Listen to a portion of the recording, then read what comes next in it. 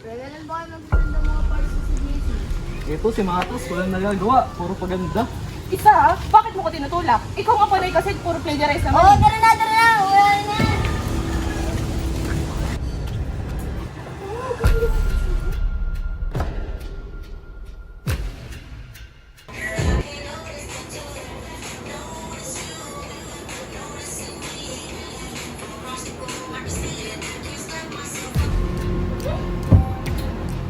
Boring naman.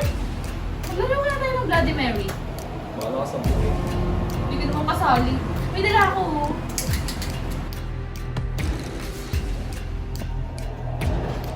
Let's go!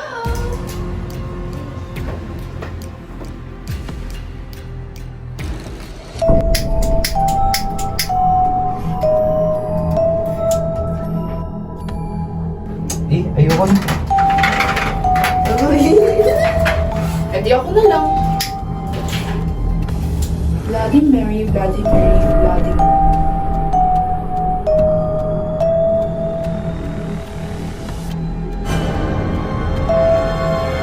Today is Saturday, the 22nd of June 2007. The rebels demanded $1 million for the safe release of the Milan-born priest.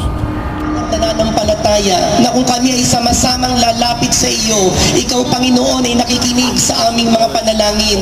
Hundreds of Muslims and Christians in the southern Filipino port city of Zamboanga held a solidarity rally late Friday to pray for the quick release of a kidnapped Italian Catholic prelate, Giancarlo Bosi.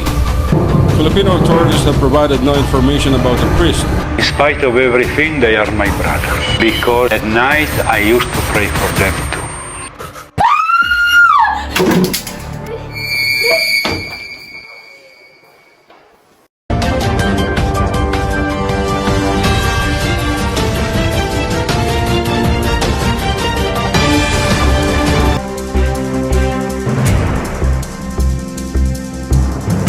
Balita, isang Italianong pari na si Giancarlo Bosi ay ginugutan ng ulo ng mga abusayak sa Zamboanga City. Ating ipagdasal ang mga iba pang bihag at gayon na rin ang mga iba pang nasawi. A person who has a pure heart doesn't lose anyone. People lose that person. We say that even at our best, absolute best, we will never be good enough for the wrong people. In the same way, even at our absolute worst, we will still be enough with the right people.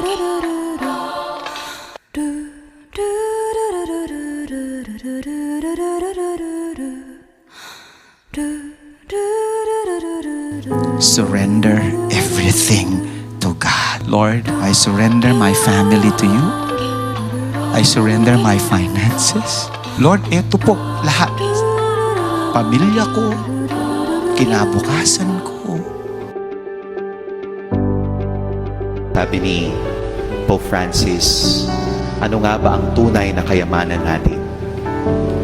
Our real riches, our truest treasures are matters of the heart. Pananampalataya, pamilya, kaibigan. Ang tunay nating kayamanan, tao, relationships. I submit to you. I totally offer myself to you. I surrender to you. Not me, but Christ in me.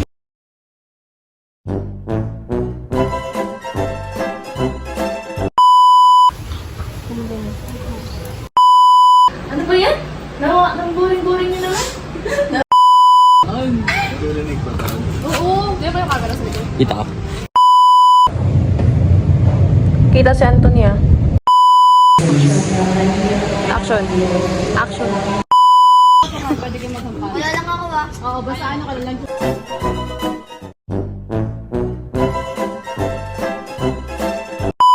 Medyo.